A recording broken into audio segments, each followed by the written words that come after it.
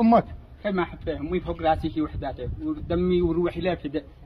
كم لك مسجون؟ قد لي مسجون يعني 6 سنين وحكم عليه 5 سنين. خلاص يكفي.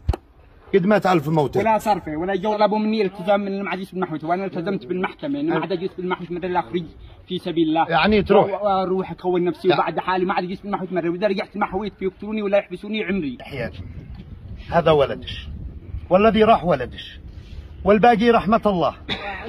إذا وصلش هذا الفيديو وأنت تنظري له هذا يروح عند ولده، فهو معه ولد وأنتي معش ولد. فالدنيا هذه ما شان نشل منها شيء إلا الكفن. فرسالة خاصة هذه توصل لعند أم يحيى بإذن الله رب العالمين. أنت تحب أمك؟ كما أحبها أمي فوق راسي في وحداته ودمي وروحي لا فدا، والذي فعلته يعني غير قصدي وغير ادراكي. لو كان انا عاقل والله ما القصد منك دارق لي شهرين وانا يعني مجنون هنا، وهي تقول كانت حتى كانت قتلت بالعكس، وانا قد لي شهر في حاله نفسيه، ويقولوا كان انا حتى وانا ما داري ما كان افعل مره.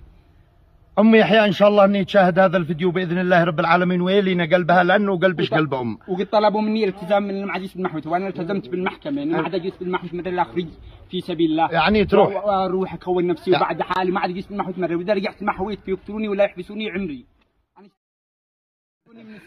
يا ام يحيى والله شكلها طيب.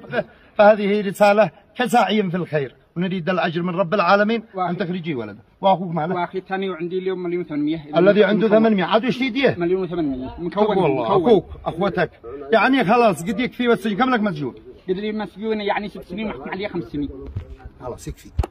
قد ما تعرف موته ولا صرفه ولا جوله ما عندي، ولا يتولي مره ولا يتولي ابني ولا يعينوا ولا يعينوا. عندي حال نفسي محتاج علاج ولا يتولي حق علاج ولا انا علاج لا من المصحة ولا واحد يعين ولا حد يعين. يعني موقفنا موقف مخزي. بس بقول هذه رساله لاهل يحيى انهم ينظروا لاخوهم والشيخ قاسم حبيش. يعني هؤلاء هم بيت حبيش. الشيخ قاسم حبيش هو ابن عم امي وابن ابي. من قاسم وقصر ما عندهم مره امي رافض.